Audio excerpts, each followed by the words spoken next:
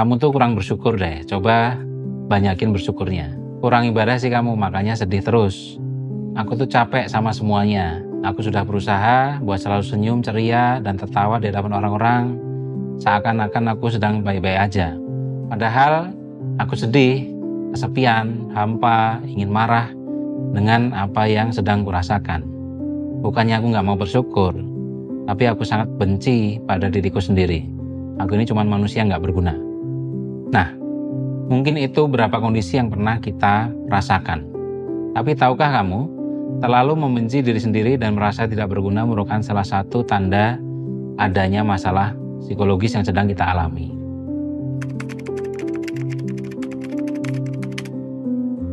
Kita pernah digegerkan ya dengan kasus berita bunuh diri yang dilakukan oleh artis Korea misalnya.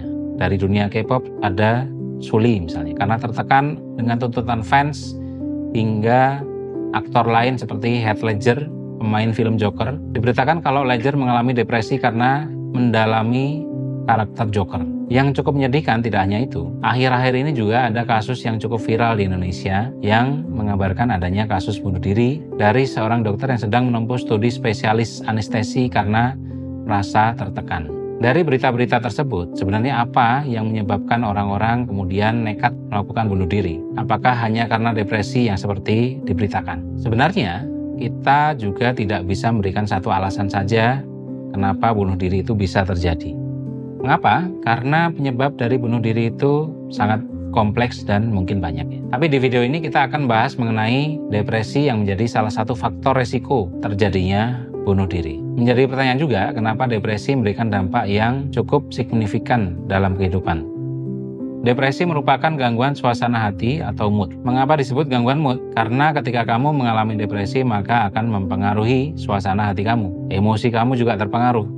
Bagaimana kamu menganggap diri kamu dan bagaimana anggapanmu terhadap dunia luar, seperti orang lain dan lingkungan juga akan terpengaruh. Jadi biasanya depresi ini ditandai juga dengan perasaan yang cukup mendalam, seperti sedih yang berkepanjangan, hingga acuh atau tidak peduli kepada orang lain. Depresi merupakan kondisi yang cukup kompleks karena dapat mempengaruhi kehidupan sehari-hari. Dan dampaknya sangat signifikan, bahkan bisa menjadi penyebab seseorang bunuh diri. Lalu apa saja faktor pemicu munculnya depresi? Mungkin ini nggak semuanya, tapi kami akan menyebutkan beberapa hal yang menyebabkan depresi. Yang pertama, stressful life events. Artinya kejadian-kejadian yang membuat kita stres.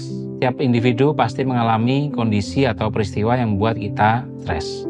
Contohnya, peristiwa yang menyakitkan di masa lalu yang pernah kita alami. Tekanan dari beberapa hal seperti pekerjaan, pernikahan, perceraian, dan lain sebagainya. Yang kedua, kesepian. Misalnya, kamu kehilangan orang terdekat. Hal ini bisa memicu timbulnya depresi. Ketiga, melahirkan bayi. Loh kok bisa? Mengapa terjadi? Bukankah momen setelah melahirkan merupakan momen yang bahagia? Ternyata menurut penelitian, melahirkan menjadi masa yang rentan, khususnya bagi wanita bisa mengalami depresi. Hal ini dikarenakan karena adanya perubahan dari hormon hingga perubahan tanggung jawab yang lebih berat. Kita juga akan membahas depresi yang dirasakan oleh orang tua baru di video lain. Jadi kalian bisa cek di video tersebut ya untuk tahu lebih lanjut. Setelah kita tahu penjelasan tentang depresi, lalu bagaimana solusinya kalau kita mengalami depresi? Tentunya untuk mengetahui apakah kita mengalami depresi atau tidak harus berdasarkan pemeriksaan psikologis yang dilakukan oleh tenaga ahli seperti psikolog atau psikiater. Jadi, jangan sampai kamu menjudge dirimu sendiri mengalami depresi atau tidak. Dan setelah kamu diberitahu oleh tenaga ahli, kamu mengalami depresi atau tidak perlu langsung takut dan semakin menarik dirimu dari lingkungan. Hal ini bukan menjadi solusi, tapi malah memperburuk keadaanmu. Tetap bangkit dan membuka diri dengan lingkungan. Tidak perlu mengakhiri hidup karena kamu pun juga berharga. Maka solusi pertama yaitu tetap berhubungan dengan orang lain. Hal ini mungkin kadang-kadang membuat kita capek karena harus bersosialisasi. Tapi perlu kamu tahu kalau dukungan dari orang lain ini menjadi sangat penting untuk mengatasi depresimu. Selain itu, bersosialisasi juga bisa meningkatkan suasana hati dan kamu bisa mengungkapkan perasaanmu, rasa sedihmu yang kamu rasakan kepada orang terdekatmu. Solusi selanjutnya yaitu kamu bisa melakukan hal-hal yang menyenangkan seperti hobi yang kamu senangi. Ingat, depresi tidak akan cepat langsung hilang begitu saja. Tapi dengan kamu melakukan hal-hal yang menyenangkan, lama-lama energimu akan tumbuh lagi dan kamu akan muncul optimis pada dirimu. Jadi begitulah teman-teman penjelasan singkat dari kami mengenai depresi.